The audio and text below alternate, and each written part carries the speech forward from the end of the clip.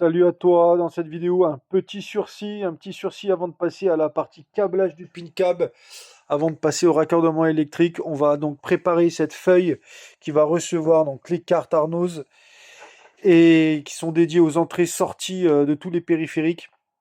Et donc on va découper, tu vois, j'ai repéré les traits de tracé de coupe pour venir en fait se poser sur le caisson de basse du sub. Et pourquoi je rajoute cette feuille? Eh bien, parce que je vais intercaler ce genre de cils en bloc, les mêmes que j'ai mis pour l'écran en Playfield, ce qui aura voilà, pour effet d'absorber les vibrations, du moins certaines parties des vibrations.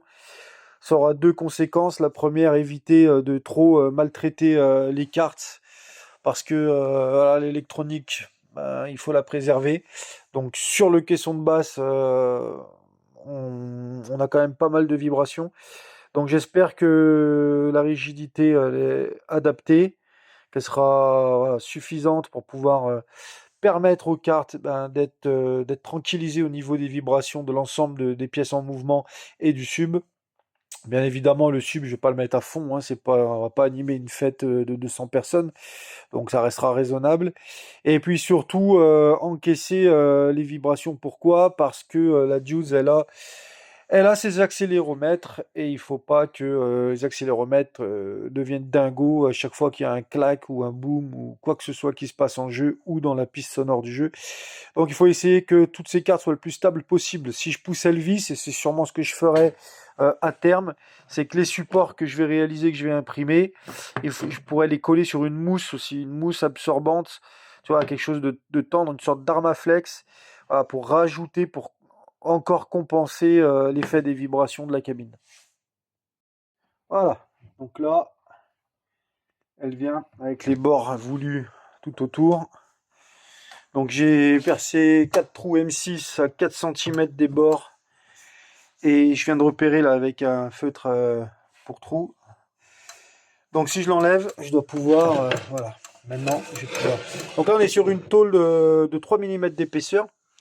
Donc l'idée, ça va être de percer, tarauder en M6 pour venir visser les silent blocks. Donc tu vois, ils sont quand même... c'est quand même bien mou. Hein. Donc à voir à l'usage, mais ça me paraît pas mal. Bon, peut-être que ce que je fais, c'est pour rien, c'est inutile. Hein. Peut-être que les vibrations seront plus fortes que les cils en bloc, mais au moins on pourra pas dire que j'ai pas fait quelque chose, quoi. C'est quand même bien élastique. On verra à l'usage. Bon, bah comme d'hab, hein, je me suis modélisé des petits supports pour les cartes qui sont là. Donc la MOS 8 a dupliqué 2 fois. Allez, on lance ça en impression. J'ai été trop pressé pour faire mes supports, je me suis posé aucune question. J'aurais pu faire des ouvertures pour gagner à la fois de la matière, à la fois du temps d'impression. Bon, peu importe. Bon, comme je te le disais, je veux garantir la tranquillité au niveau des vibrations.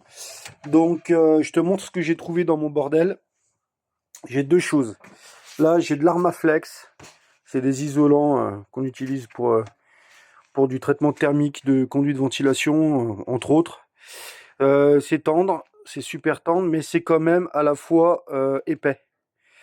C'est-à-dire épais, c'est-à-dire rigide, quoi. Il y a une rigidité. Donc, pas certain que ça absorbe les dernières vibrations. Ça peut les transmettre. Et il me reste de la mousse isolante. Et là, par contre, on est sur quelque chose de vraiment tendre. Et tu vois, quand... je sais pas, ça va être compliqué de te montrer, mais voilà, tu vois, quand tu le bouges en surface, euh, ça bouge en haut, ça bouge pas en bas. Donc, tu vois, avec deux épaisseurs, il y a de la souplesse. Hein. Et avec une épaisseur, il y a de la souplesse aussi. Donc j'ai bien envie de mettre qu'une épaisseur, histoire de gagner de l'encombrement dans la cabine.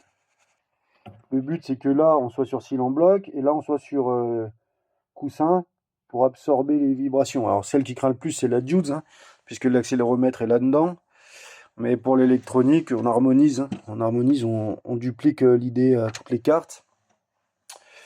Le seul truc qui me gêne, c'est le fait qu'on voit les alvéoles dessous, quoi. Mon côté maniaco-dépressif du détail et de la finition. Réfléchissons. Ouais, j'ai coupé les têtes. C'est beaucoup plus joli. Position devant, voilà, c'est beaucoup plus joli. Donc je vais assembler tout ça au double face. Donc j'ai un rouleau qui date un peu. C'est du 3M, donc c'est de la cam. Pour réactiver la colle, je vais le chauffer au sèche-cheveux gentiment, le chauffer pour que la colle se réactive. Et je vais en mettre sur toutes les parties. Et voilà, tu vois, il est collé. Et c'est bien souple. Donc je pense que mon idée est pas conne. On verra l'usage encore une fois. Allez, je reproduis sur l'ensemble des cartes. Bon bah écoute, à ce stade, tous les éléments sont intégrés, à l'exception, je vais quand même te le dire, j'ai un bouton extra ball qui va venir ici, et deux boutons complémentaires à rajouter sous la caisse. Bouton exit, bouton sortie, tous les autres boutons sont déjà émulés par la carte Brain. Il reste la carte Brain à intégrer, c'est la carte qui permet de piloter les ROM et émuler des boutons. On va l'intégrer dans la porte du flipper. Et donc j'ai modélisé ce petit support avec ce petit bras de levier déporté pour le rigidifier. Tu vois sa forme particulière, je vais te montrer. Je vais venir la clipser ici. Donc je vais la mettre et la glisser vers le bas. Elle tiendra par la patte. ETG toujours, ça y est, j'ai ma petite plaque support qui vient de sortir de l'imprimante. Donc on va se tester ça. Voilà. Donc c'est un petit peu de jeu parce que j'ai laissé du jeu, je voulais pas que ça rentre à serre bloqué. Bon après, ouais. C'est bien quand même quand c'est solidaire.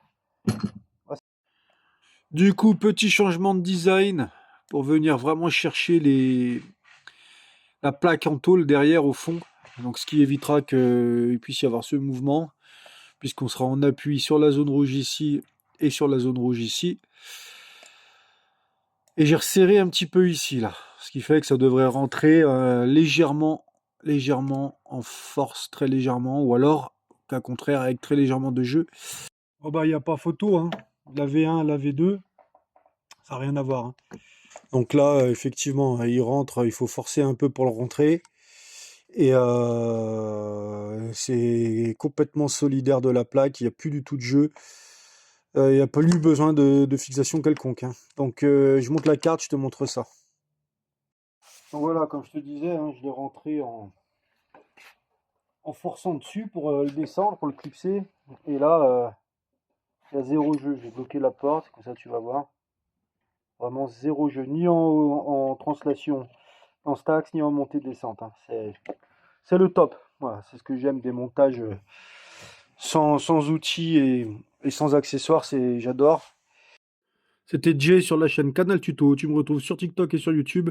Je t'invite à liker cette vidéo pour m'encourager et à t'abonner pour rien rater du contenu. Je te l'ai promis. Maintenant, pas d'ambiguïté. Prochaine étape, câblage. Donc on va rentrer dans le dur. Le tirage de tous les faisceaux de câbles et le cheminement de tous les câbles. Donc ça va être une vidéo, une série de vidéos du coup. On va bientôt démarrer la bête. Donc abonne-toi. Allez, salut, ciao.